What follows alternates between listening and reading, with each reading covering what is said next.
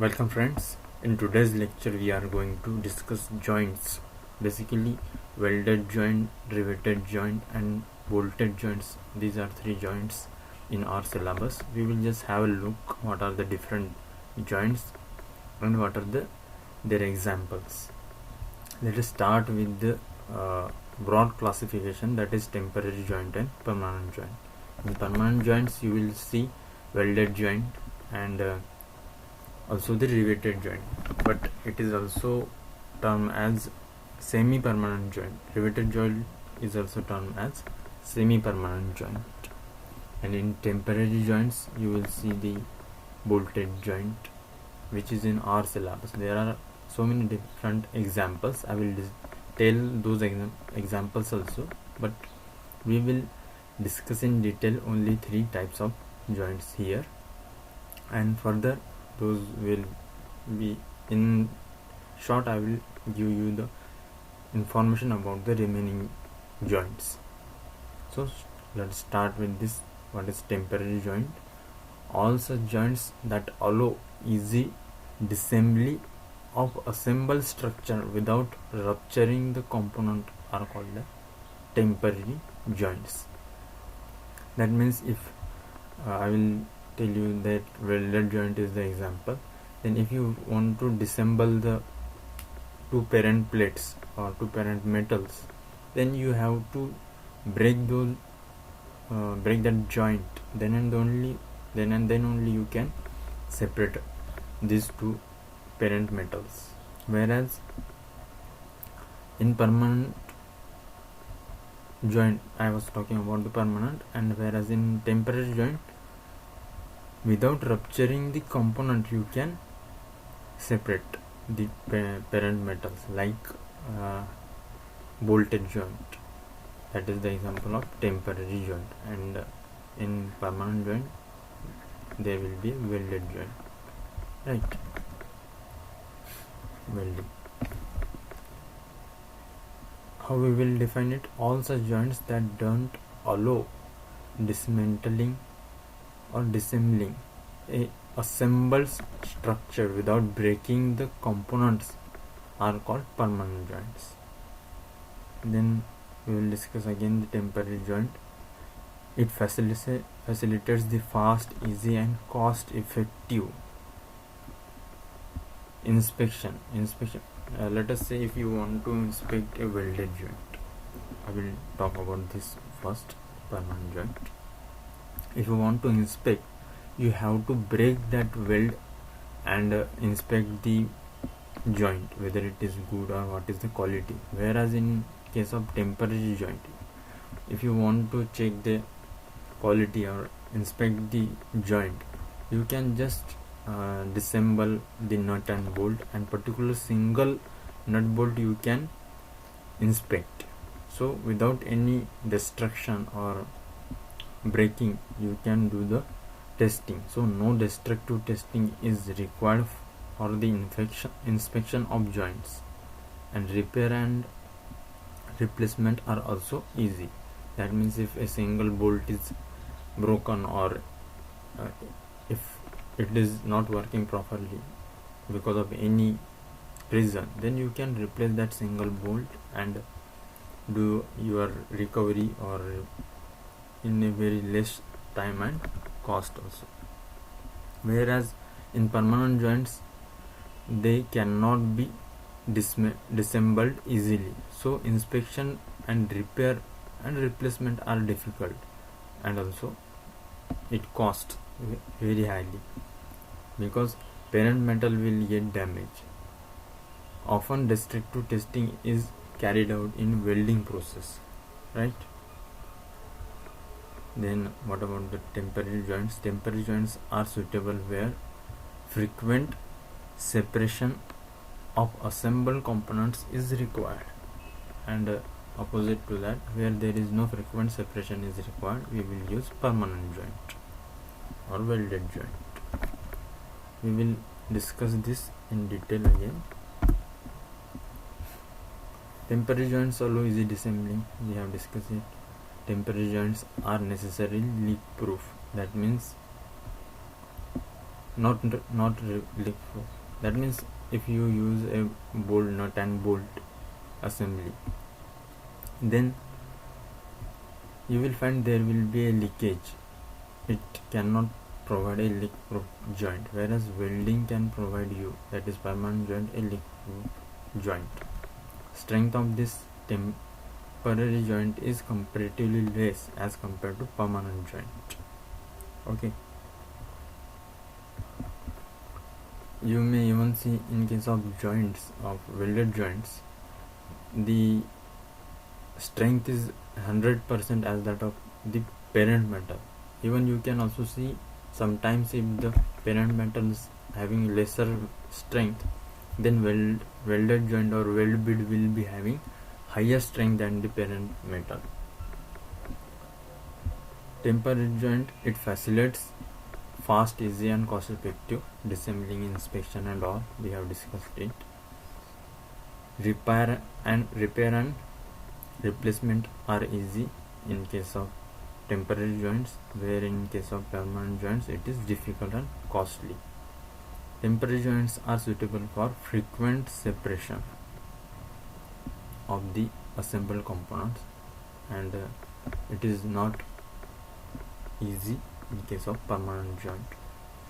That means permanent joints are suitable for such applications where separation is usually not desired in the service life. Once let us say if a boiler is welded with different plates, then it will be disassembled after its whole life only.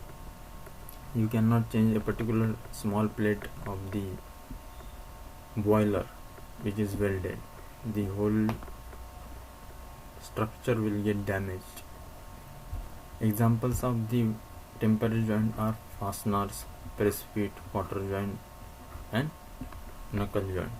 One more is fasteners. You can also call it, one of the example is nut bolt, like that, which we are going to discuss in detail. Bolted joints. After this, riveted joint and welded joint. Examples of permanent joint are welding, brazing, soldering, riveting, adhesive joining and coupling. This riveting is termed as a semi-permanent, right? Semi-permanent joint. Now I will classify it in three types: permanent, semi-permanent and temporary joints. Okay, here I have written it.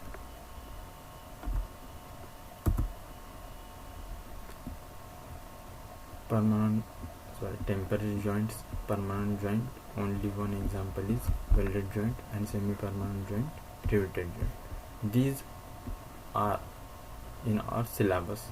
This very first examples of all three are in our example. Okay,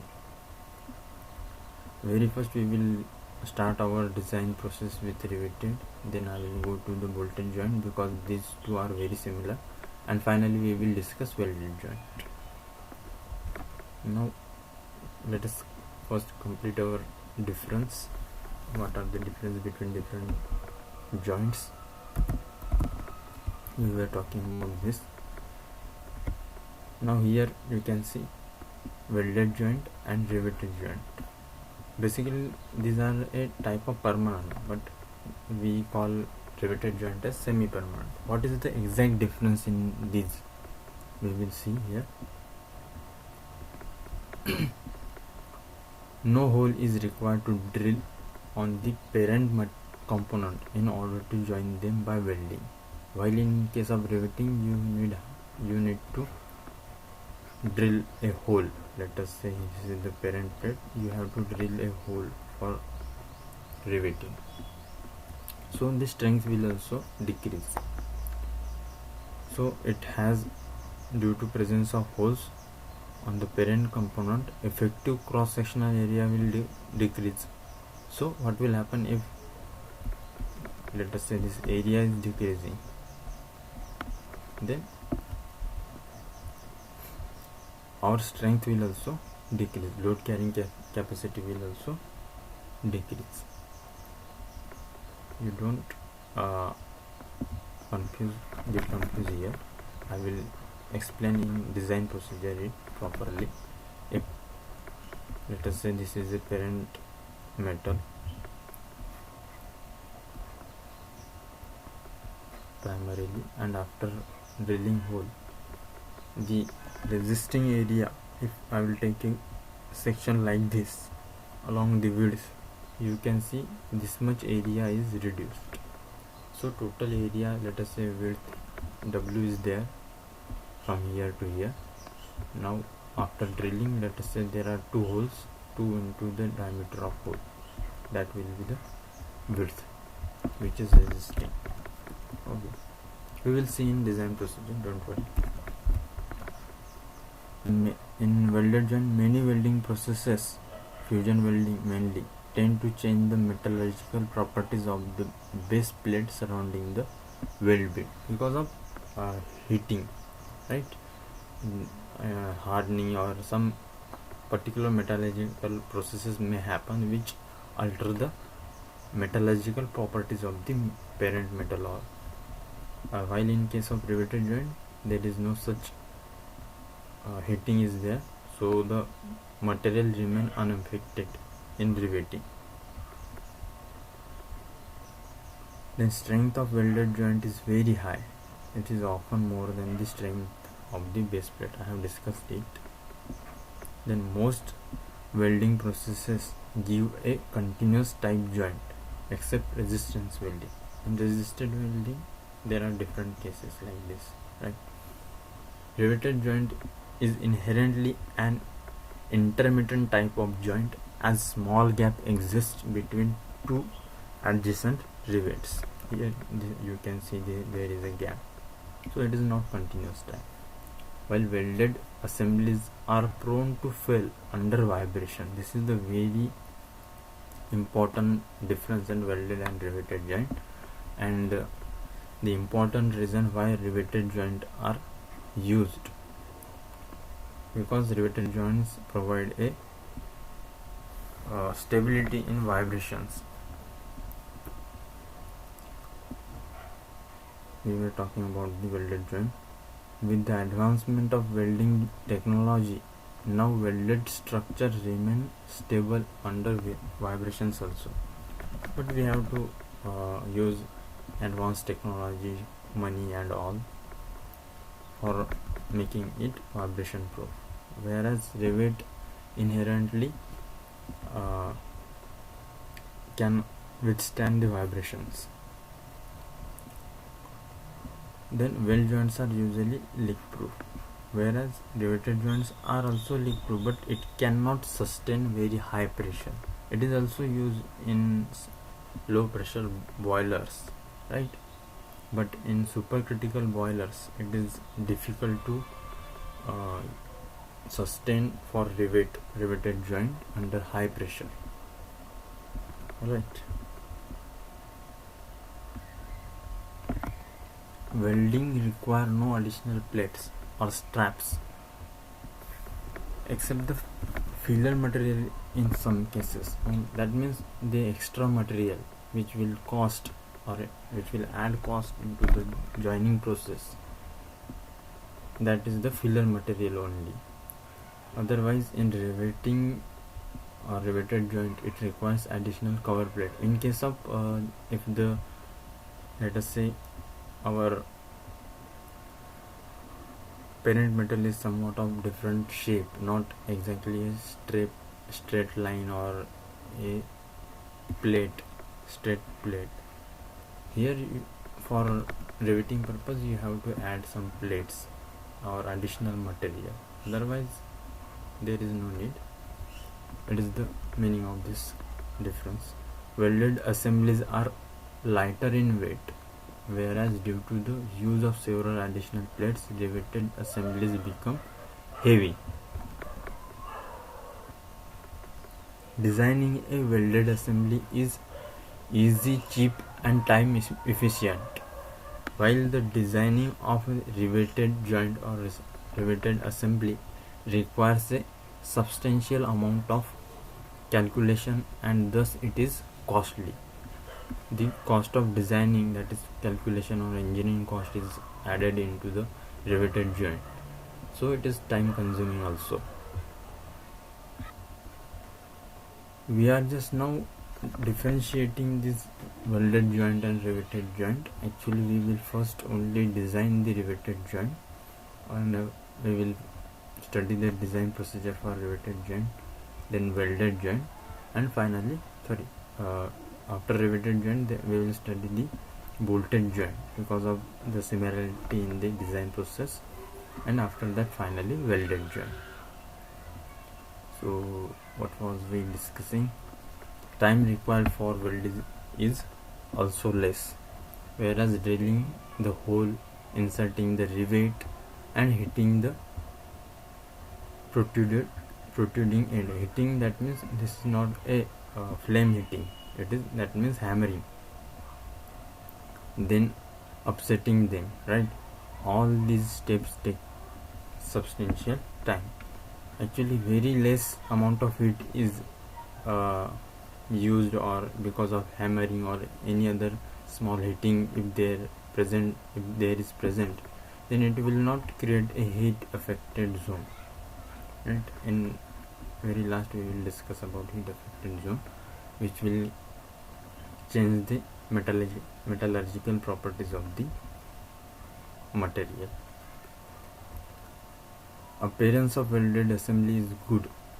The reinforced part of the weld bead, reinforced part, this is the parent metals. I will draw it properly.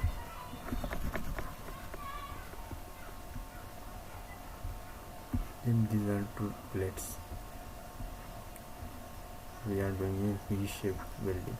Then this portion of welded joint, this reinforcement, like reinforced concrete RCC, this we are reinforcing the material here, metal, the filler metal, that it's called reinforced part of the weld bead. This is bead, and these patterns can be removed easily by grinding to proper appearance. If we will grind it properly, it will improve appearance. Very fine art can be done, you can see at your home. While in riveting, the rivet head and the closing head always remain protruded from the surface. This hampers the appearance of the riveted assembly. You will always see, let us say this is the rivet, the extruded portion like this. These extruded portions will always be there.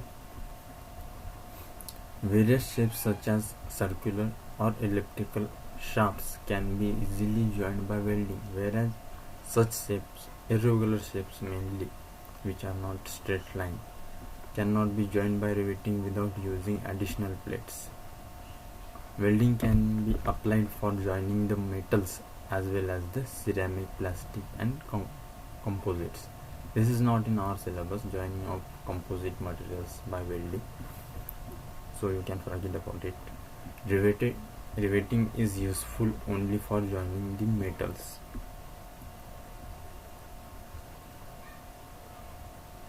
Welded joints have a wide variety of application where a permanent joining is desired, like let us say you can see boilers, like that.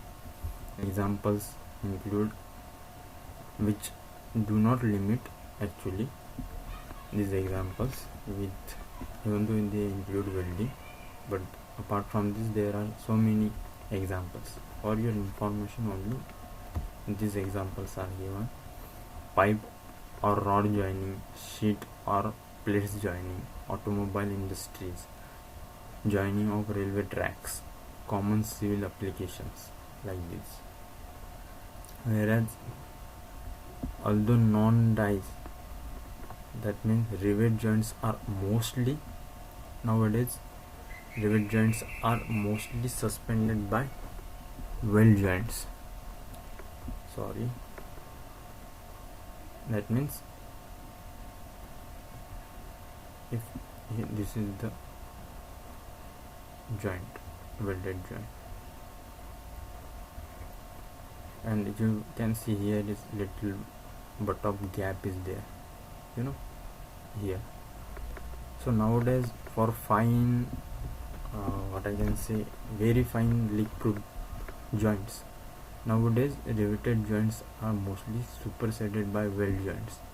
The former one were pressure vessels, especially the low pressure vessels, boilers also, low pressure boilers, then gas cylinders, and many other examples.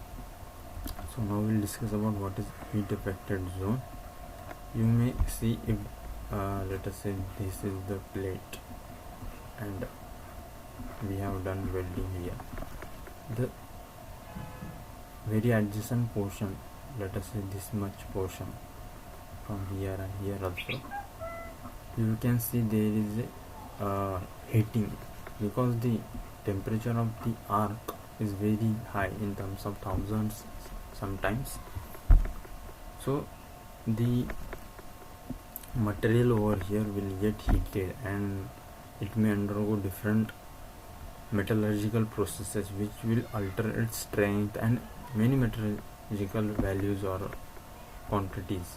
Like you can say if there is hardening, it will increase the hardness of the material, right? So that there will be thermal stresses in heat affected zone in case of welding, whereas there is no heat affected zone in case of riveted joints. Now we will see the design of riveted joint.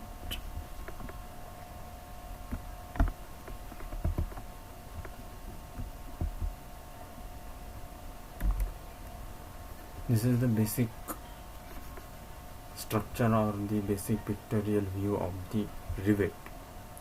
Formerly or initially it has only one shank and only one head.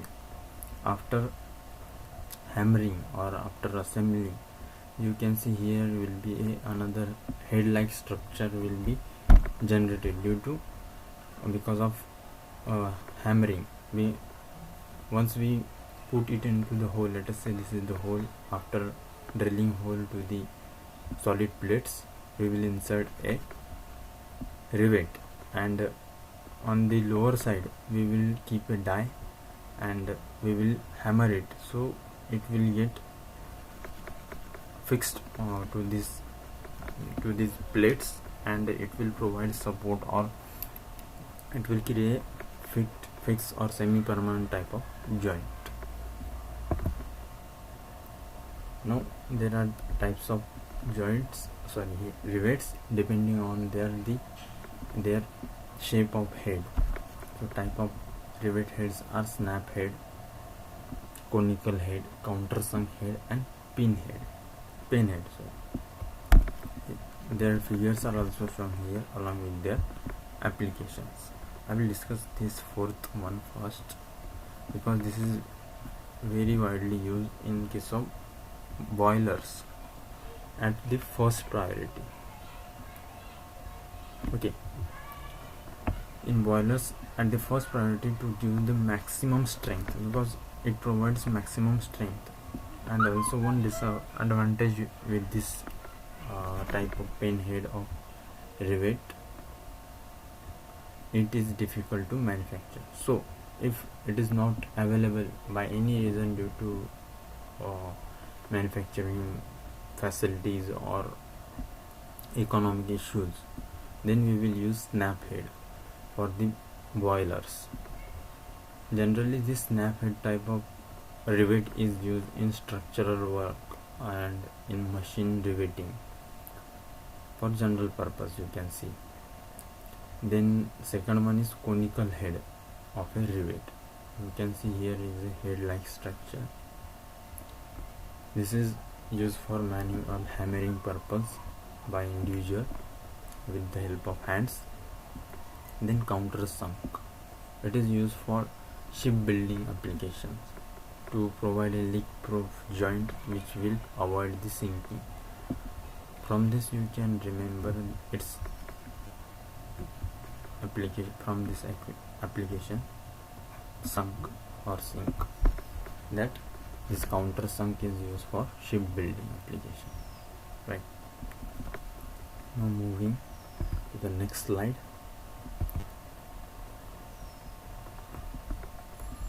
Depending upon the manner of placing the plates, riveted joints are classified into two types, whether the straps are used or not. If straps are used, then also there are again two types. First we will just define and see the lap joint and butt joint, depending on the manner of placing the plate.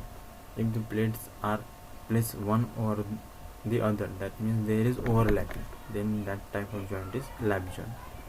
If two parent plates, let us say this is one and this is second, are placed in line, that means their longitudinal lines are in one line and there is no overlapping, then such type of joint is called butt joint. This plate is the strap plate. This is not part of the parent metal or parent plates. These are the parent plates. Here also 1 and 2, 1 and 2. Here what is riveting, double riveting and zigzag riveting in case of double. Zigzag is possible only when there is a double rows, or there is one terminology, we will define it later. You just see here, let us say this is the lap joint. Here are two rivets you can see. Actually here you can see, I have discussed, or I will discuss in detail, that in this case of chain type of double riveted joint, the adjacent rivets in the two rows are exactly opposite to each other. Here you can see their center lines, whereas in double riveted zigzag type of joint, the rivets are diagonally opposite. They are not exactly opposite. Their pitches may or used to be equal. In most of the cases, the pitch of this first line, it is called gauge line actually, and this second gauge line, in both the gauge lines the pitch value, let us say 1 mm, will be same in both the gauge lines mostly, but the arrangement of the rivets are not exactly opposite to each other. Here there is no rivet like the chain type of double riveting. Now we will discuss the single strap and double strap. What are these straps? Straps means they are the additional plates to support the joint. Okay, this is single riveted. Single riveted, that means in one parent metal or one parent plate, let us say this is the one parent plate, is I need to join with this second parent plate. Okay, in one plate there is one gauge line only and one row of rivets, that means single riveted, and on another plate also there is single gauge line or single row of rivets, and only one additional strap plate is used. Here there is no strap plate at the bottom surface of the parent metal or the parent plates. These are the parent plates. I will use a different color so that you can understand. These are the lower plates are the parent plates. Here in this diagram, these are the parent plates. Okay, these are the parent plates, whereas the another color I am using, the upper plate is, the color is not visible. Let me change it, yellow. This yellow portion is the upper strap, and there is one another lower strap. If such type of arrangement is there and only one row of rivet is present in one parent plate and another row is present on the another parent plate, then such type of rivet butt joint is single rivet, that means single line of rivet, and double strap, that means two strap plates are used. Now double riveted chain or lap joint, I think we have discussed it.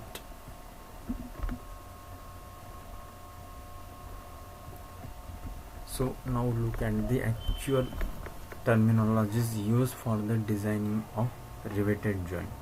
The very first terminology is pitch. Normal pitch, represented by small p. It is the distance between the centers of two adjacent rivets measured along the gauge line. Here you can see the yellow color shows the gauge line 1, here is gauge line 2. Now this distance between two adjacent rivets in any one gauge line, either this or this, will be P. You may not be visible, this may not be visible, this distance is P actually, from here to here. Okay, and the lines are which are passing through the center of the rivet in a row or parallel, and also parallel to the edge of the plate along the width of the plate. This should be parallel to this width, right? These lines, these are the gauge lines. Then back pitch, we have discussed the normal pitch earlier. Now what is back pitch? Back pitch is the distance between two gauge lines. These two gauge lines, distance between two gauge lines in the same plate, not in the different plates. Let us say this is another plate and here is one more row of rivets is there, and if you will measure this distance, then this is not the reverse pitch or back pitch. Only in the same, let us say here is one another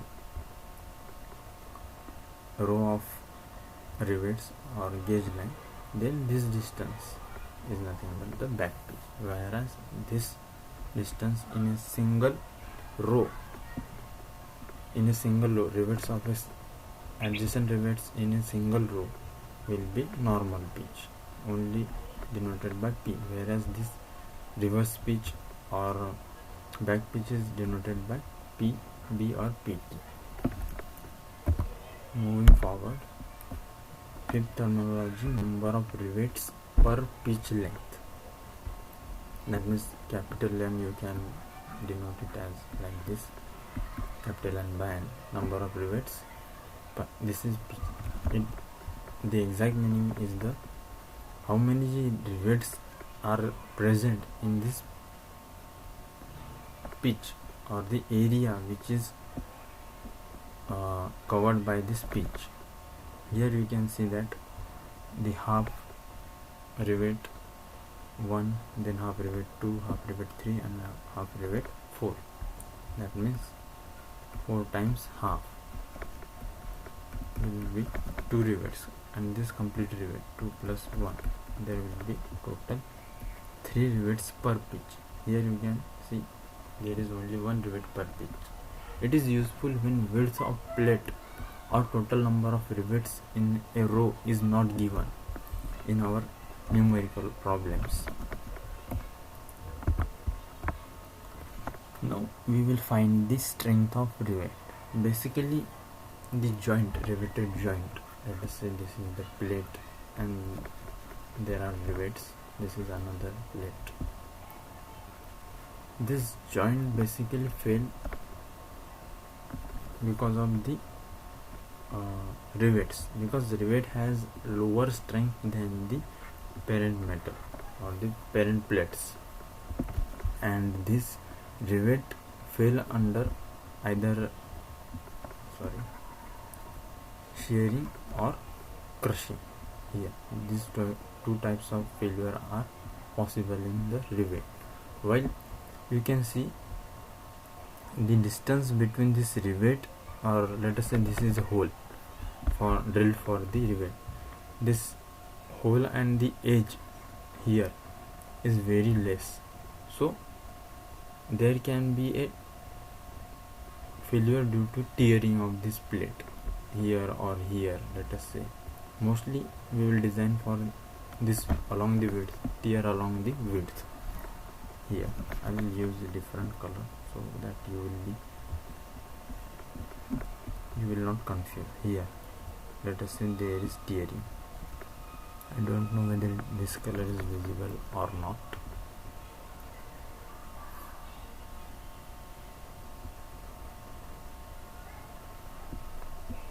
Yeah.